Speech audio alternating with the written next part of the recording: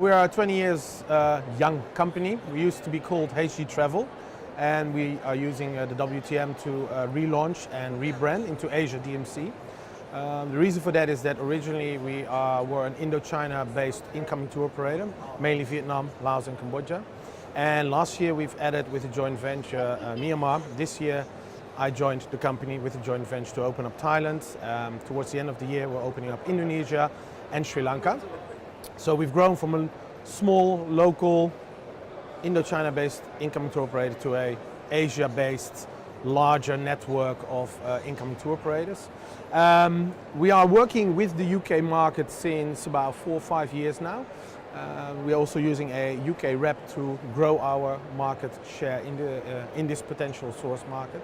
It's not an easy task, but what we like to do is to be a little bit different than the others in terms of how we service our clients, how we take care, come up with a bit more innovative ideas, innovative products in the different countries.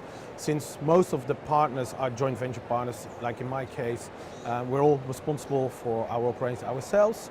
So we're on the ball, we're hands-on, and we try to make a little different impact than the larger players out there in the region where we're from. In the north of Thailand we have a community called Ban Slow Life. Ban is Thai word for small community. It's about 1.5 hours drive up in Doi Internon in the north of Chiang Mai.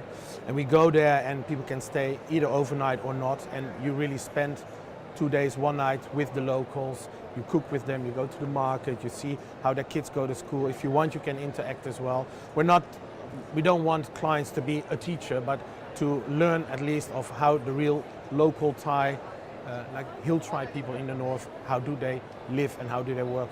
Since we have our own office in the north of Thailand as well, in Chiang Mai, we can really guide those peoples together with an English-speaking guide. If needed, our office staff can join the team as well. And that's, for example, one way of giving a little bit of a different flavor of the north. In Bangkok we have our own walking tour, which combines the famous flower market and the other side of the Chao Phraya River, where we combine Buddhist temples and also the Catholic impact, because there is a little area where actually Catholic churches were built in the past by the Portuguese. So we're trying to do things also there a little bit different, rather than just sit in a minivan and go through the city and get stuck and just see the highlights. We do the whole foray of destination management company. So basically we buy on ourselves, on our side. I used to be a purchasing manager a while ago, a few years back, for the Crony Group, for example, based in Thailand. So I used to be purchasing all over the region. So every destination within Asia DMC is doing that on themselves. So we buy hotels, we have appointments, and we do check guide services. We let the guides come into the office, we make sure that they work according to our standard levels. We do follow up on that, we do guide trainings, and the same goes with transportation services. The main destination since 20 years it started in Vietnam. We have 5 offices throughout the country there. Then we have 2 offices in Laos, 2 offices in Cambodia, 2 offices in Thailand at the moment, 1 office in Myanmar, 1 office in Indonesia, and 1 office in Sri Lanka. And that is for until the end of this year. For next year we are looking at potentially growing beyond that, but it all depends on finding the right mix, the right partner in the right destination.